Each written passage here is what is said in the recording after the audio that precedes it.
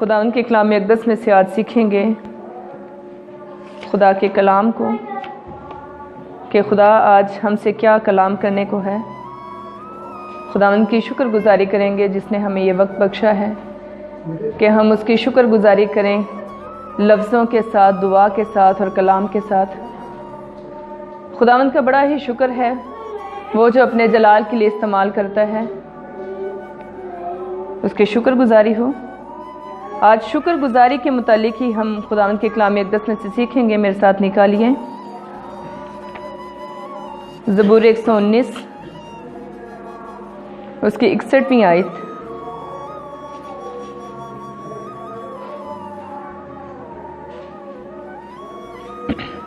اکثر ہم بہت ہی خوش ہوتے ہیں، خدا ہمیں خوشیاں عطا کرتا ہے، بہت ساری نعمتوں سے نوازتا ہے، ہمارے لب، ہمارے دل شکر گزاری سے بھر جاتے ہیں۔ ہم کہتے ہیں خداوند تیرا بڑا ہی شکر ہے، تو نے مجھے یہ برکت دی، تو نے مجھے یہ نعمت دی۔ لیکن جب ہماری زندگی میں تنگ دستی ہوتی ہے، خوشحالی نہیں ہوتی، تو پھر ہماری زبان سے بھی شکر گزاری نہیں نکلتی۔ لیکن جب ہم خوش ہوتے ہیں، خدا ہمیں خوشیاں دیتا ہے، تو ہم نہ صرف زبان سے اس کی شکر گزاری کرتے ہیں بلکہ ہم اپنے روپے پیسے سے بہت ساری چیزیں اس کے حضور میں گزرانتے ہیں کہ خداوند کا بڑا ہی شکر ہے کہ خدا نے مجھے یہ برکت دی ہے، مجھے اس چیز سے نوازا ہے۔ لیکن جب ہماری زندگی میں تنگ دستی آ جاتی ہے، پریشانی آ جاتی ہے، تو روپیہ پیسہ چھوڑ کے ہمارے لفظوں سے بھی شکر گزاری نہیں نکلتی۔ بائبل مقدس میں دیکھیں گے کچھ پرسنالٹیز کے متعلق، ان کے بارے میں آج ہم اسٹڈی کریں گے کہ ان کی زندگیوں میں خدا نے شکر گزاری کو رکھا تو کس طرح سے رکھا، یا پھر وہ دکھ کی حالت میں بھی خدا کے ساتھ کس طرح وفادار ہیں، یا ان کی زندگی میں شکر گزاری ہے دکھوں میں بھی۔ خدا ان کے کلام اقدس میں سے پڑھیں گے زبور 119 اس کی 61ویں آیت۔ جی جو خدا نے کلام چلی ہے، شریروں کی رسیوں نے مجھے جکڑ لیا، پر میں تیری شریعت کو نہ بھولا۔ تیری صداقت کے احکام کے لیے میں آدھی رات کو تیرا شکر کرنے کو اٹھوں گا۔ آمین۔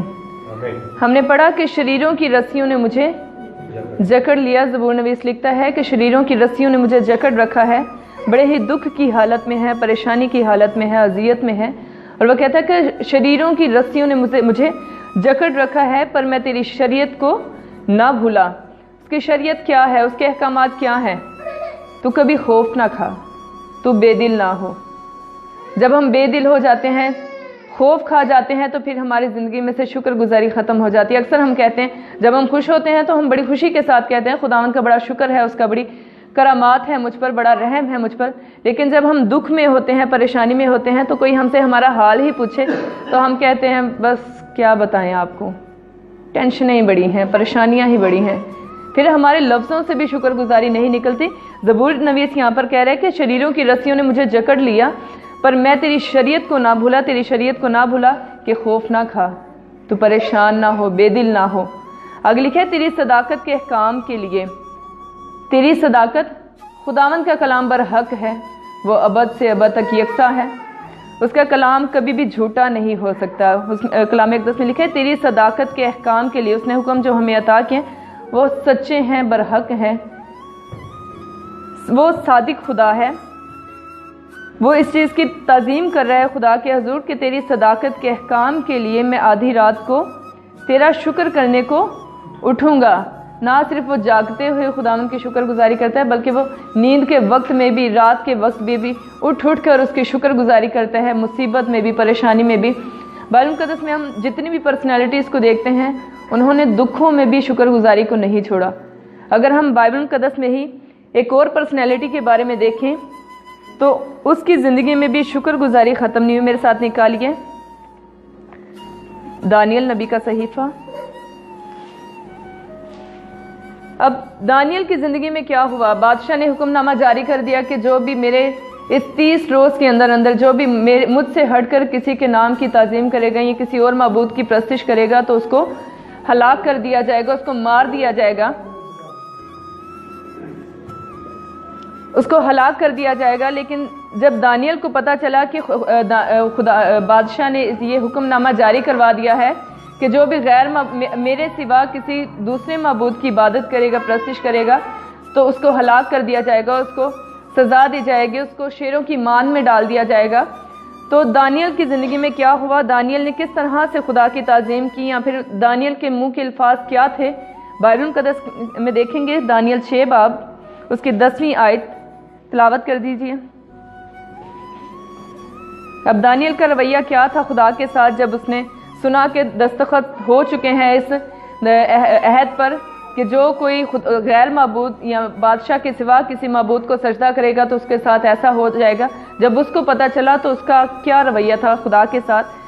6 باب اس کی 10ویں آیت۔ خدا نے کلام چلی ہے، اور جب دانیل نے معلوم کیا کہ اس نوشتہ پر دستخط ہو گئے تو اپنے گھر میں آیا، اور اس کی کوٹری کا دریچہ یروشلم کی طرف کھلا تھا۔ وہ دن میں 3 مرتبہ حسب معمول گھٹنے ٹیک کر خدا کے حضور دعا اور اس کی شکر گزاری کرتا رہا۔ شکر گزاری کرتا رہا، یہ نہیں کہ شکر گزاری کرتا تھا۔ اب اس کو پتہ بھی چل گیا ہے کہ دستخط ہو چکے ہیں اس نوشتے پر کہ جو بھی بادشاہ کے سوا کسی کے پرستش کرے گا یا عبادت کرے گا تو اسے ہلاک کر دیا جائے گا، لیکن وہ پھر بھی خدا کے حضور میں جھکا اور اس نے اپنی شکر گزاری کو بند نہیں کیا۔ اس نے یہ نہیں سوچا کہ اوہ میرے ساتھ کیا ہو گیا، اب میں کیا کروں گا۔ اگر ہم میں سے آج کوئی ایسا حکم نامہ جاری کر دے کہ یسوع مسیح کی عبادت نہ کریں ورنہ آپ کو ہلاک کر دیا جائے گا، تو ہم کہیں گے کوئی نہیں، عقل سے بھی چلنا چاہیے، روح سے بھی چلنا چاہیے، ہم گھروں میں بیٹھ کے عبادت کر لیں گے۔ یا پھر یہ اکثر ہمارے ملکی حالات ایسے ہو جاتے ہیں، ہم باہر عبادت نہیں کرتے، کہتے ہیں عقل سے بھی چلنا چاہیے۔ لیکن کیا بائبل مقدس ایسا کچھ بتاتی ہے؟ بائبل مقدس میں جب دیکھتے ہیں انسان کی زندگی میں سب سے امپورٹنٹ چیز اس کی اپنی جان ہے۔ اکثر ہمیں موت کا بڑا خوف ہوتا ہے، ہم کہتے ہیں اگر بیمار پڑ جائیں، دکھ میں، پریشانی میں، تو ہم بڑے ہی رنجیدہ ہو جاتے ہیں۔ لیکن اگر یہ پتہ چل جائے کہ ہماری جان ہی ختم ہونے والی ہے، ہماری زندگی ختم ہونے والی ہے، تو ہم بڑے پریشان ہو جاتے ہیں، کیونکہ انسان کی نظر میں اس کی زندگی کی بڑی ہی اہمیت ہے۔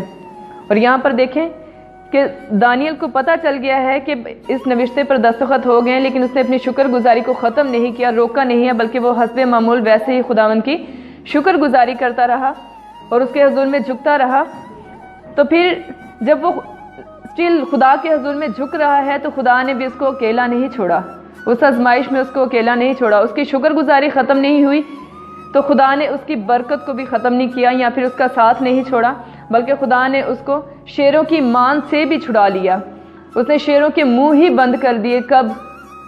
جب وہ خدا کے حضور میں قائم رہا، اس کی شکر گزاری ختم نہیں ہوئی، وہ حسب معمول اسی طرح خدا کے حضور میں جھکتا رہا۔ اسی طرح اگر ہماری زندگی میں بھی پریشانیاں، مشکلات اور آزمائشیں آتی ہیں تو اس کا یہ مطلب نہیں کہ ہم دعا کرنا چھوڑ دیں یا پھر ہماری زندگی سے شکر گزاری ہی ختم ہو جائے۔ جب ہم تھوڑے میں ایماندار نہیں تو خدا زیادہ کا مختار ہمیں کس طرح بنائے گا، کیونکہ کلام اقدس میں لکھا ہے جو تھوڑے میں ایماندار ہے اسے زیادہ کا مختار بنایا جائے گا۔ اس لیے جو ہمارے پاس ہے جب ہم اس کی شکر گزاری نہیں کرتے تو پھر ہم سے وہ بھی چھن جاتا ہے وہ جو ہمارے پاس موجود ہے۔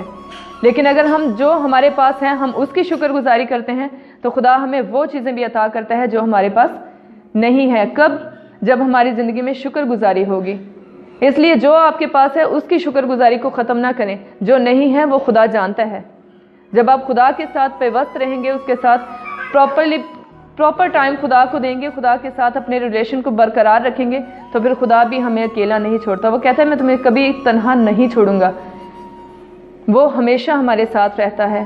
صرف ضرورت اس بات کی ہے کہ ہم دل سے اس کے شکر گزار رہیں اپنی زندگی کے لیے، وہ نعمتیں جو ہمیں عطا کرتا ہے۔ اور ہم تو بڑے ہی خوش قسمت ہیں کہ ہماری زندگی میں اس طرح کی کوئی آزمائشیں نہیں ہیں جس طرح کی نبیوں کی زندگی میں آئی ہیں۔ نبیوں کو کہہ دیا گیا تھا کہ خدا کی عبادت نہیں کرنی، لیکن پھر بھی وہ کرتے، شکر گزاریاں کرتے کہ خداوند تیرا شکر ہے، جو کچھ ہمارے پاس ہے اس میں تو ہم اس کا شکر کریں۔ ہمارے پاس ہماری زندگی ہے، بہت ساری نعمتیں ہیں، ہم نے ان کا شکر گزاری کرنی ہے، پھر جو نہیں ہے وہ خدا ہمیں خود عطا کرے گا۔ آمین۔ آئیے ہم سبھی اپنی آنکھوں کو بند کریں، اس کی شکر گزاری کریں کہ خداوند ہم جس حال میں